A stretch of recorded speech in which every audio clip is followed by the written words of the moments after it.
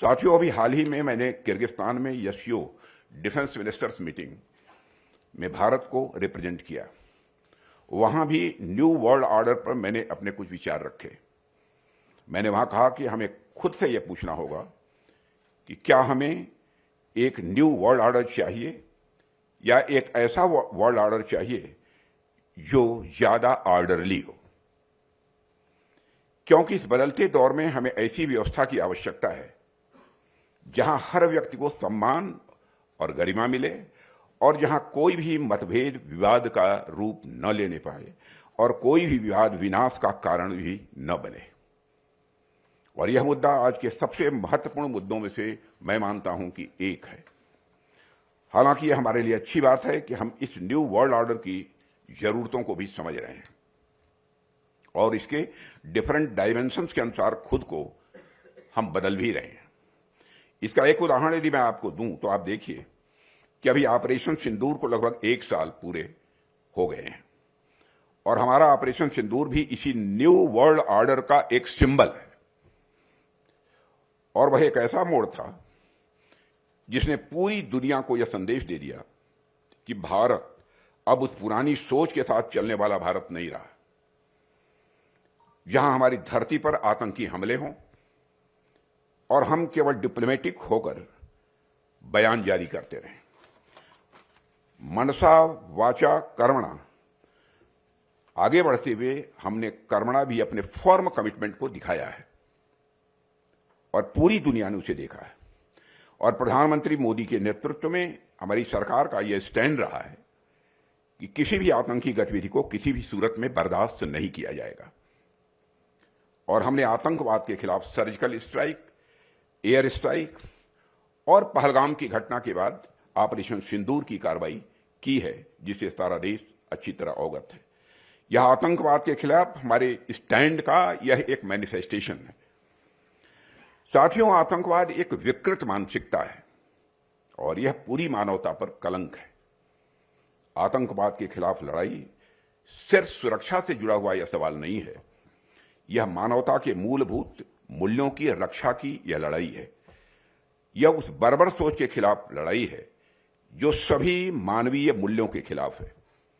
हमने देश में और विदेशों में भी भारत की इस सोच को पूरी ताकत के साथ रखा है। साथियों, जब तक आतंकवाद है, यह हमारी सामूहिक शांति, विकास और समृद्धि को चुनौती देता ही रहेगा।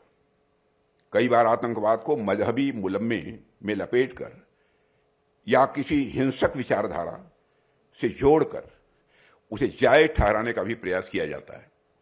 मैं मानता हूं कि यह बहुत ही खतरनाक है, बहुत ही डेंजरस है और यह एक प्रकार से आतंकवादियों को कवर फायर देने जैसा है ताकि वो अपने लक्ष्य की तरफ धीरे धीरे आगे बढ़ते रहें। साथियों, terrorism is not just an anti-national act. It has multi-dimensions and terrorism can only be dealt with if we tackle it in all its 3 dimensions: operational, ideological and political. आतंकवाद का असली आईपी एड्रेस उसकी ideological and political जमीन में मिलता है जहां वह पनपता है। और आतंकवाद का वैचारिक पोषण और राजनीतिक संरक्षण रावण की नाभि का वह अमृत है जो एक सिर काटने से दूसरा सिर फिर से खड़ा कर देता है। पर अतः आतंकवाद को संजीवनी देने वाली इस नाभि को सुखाना मैं मानता हूं कि बहुत ही आवश्यक है। और साथियों, हमने हमेशा देखा है कि पाकिस्तान जैसे देश लगातार आतंकवाद को समर्थन देते आए हैं और यही कारण है कि भारत और पाकिस्तान दोनों एक ही समय आजाद हुए, लेकिन आज भारत को पूरी दुनिया में जहां इंफॉर्मेशन टेक्नोलॉजी के लिए जाना जाता है, वहीं पाकिस्तान दूसरे आईटी यानी इंटरनेशनल टेररिज्म का मरकज माना जाता है। साथियों, मुझे वह दिन याद है जैसे ही पहलगाम में निर्दोष नागरिकों के ऊपर कायराना हमले की सूचना मिली, मैंने स्वयं चीफ ऑफ डिफेंस स्टाफ, तीनों सेक्रेटरी और जो डिफेंस सेक्रेटरी यहां मौजूद हैं डिफेंस सेक्रेटरी के साथ मीटिंग की। वैसे तो आम तौर पर अपनी सेनाओं से मैं पहले भी कहता रहा हूं कि आपको हर स्थिति से निपटने के लिए हर पल तैयार रहने की आवश्यकता है।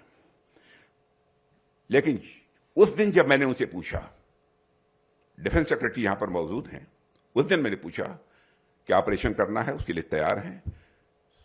मैं बधाई देना चाहता हूं अपने तीनों सर्विसेज के चीफ्स को, पूरे जो अफसर्स मौजूद थे, कि हम पूरी तरह से तैयार हैं।